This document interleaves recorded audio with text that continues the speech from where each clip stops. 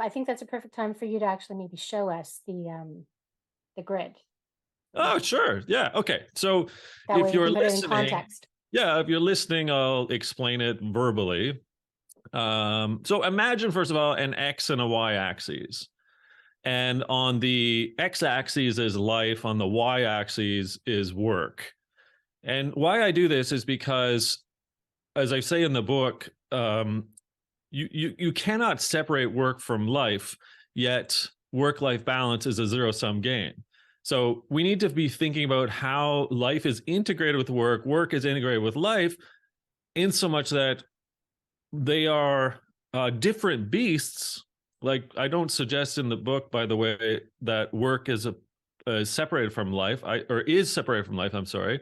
Work is something that we do, but when we say work is just a part of our life, then again, we're setting ourselves up for a zero-sum game. So, work on the y-axis, life on the x-axis, and my point is this. So, what if, just very simply, life had a range between very clear, so my character, my attributes of what I am as a human being, that's what the life factors are, between clear and confusing.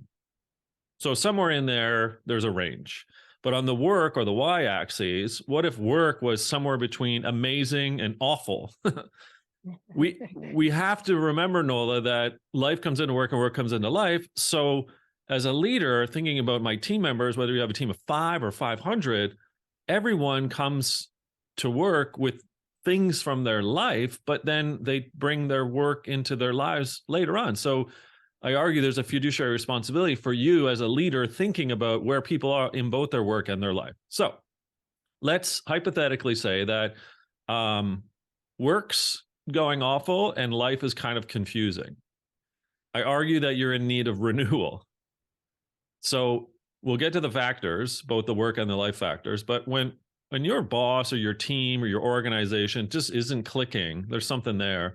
But then your life attributes, your life factors, the things that make you a human being are also not really clicking, and thus you're confused.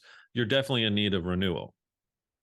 The second of 4 personas I'm suggesting is called stunted.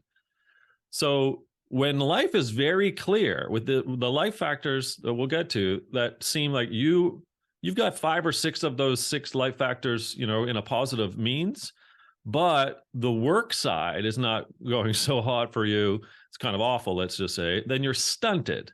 And when you're stunted, that means that you need some work on the work factors. The flip side of that, of course, is when life and your life factors, your character factors, aren't really clear, so thus they're confusing, but work feels amazing, we'll get to why, then I argue you're budding. And this why you're budding is that you're close to the final persona, but you ultimately need some help, and that is where a leader can come in. And of course, the book is called Work Life Bloom, so not surprisingly, the final persona is called blooming, and that's when both work and life are kicking it. It's just awesome. So just let me quickly talk about the 6 work factors and the 6 life factors, because then we can dovetail from there. Okay. So Nola, what I discovered in my primary research was that there are certain factors that team members need or desire for them to feel fulfilled at work, which leads towards the blooming phase. And those factors are, I got to have a trusting environment. I got to feel like I belong. I have to be valued by my team and my boss. There has to be a purpose in that organization, if not team. I need to understand the strategy, and not just once a year through one PowerPoint deck.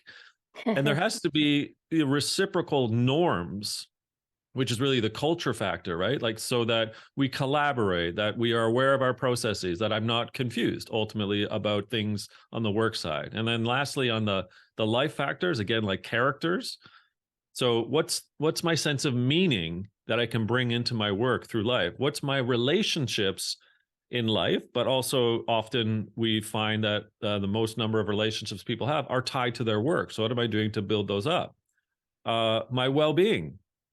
So is my boss, is my organization not taking care of my well-being, at least interested in it, so that when I go back, quote, to life, that I am well? And then the last three is someone helping me with my skills, like the development of me into a greater, better, different person.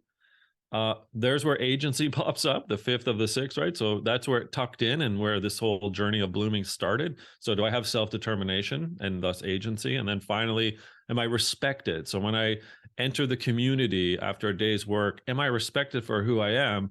Or am I disrespected because of some of the things that are happening to me at work that I'm transferring over to life? So there you go. That's the model in sum.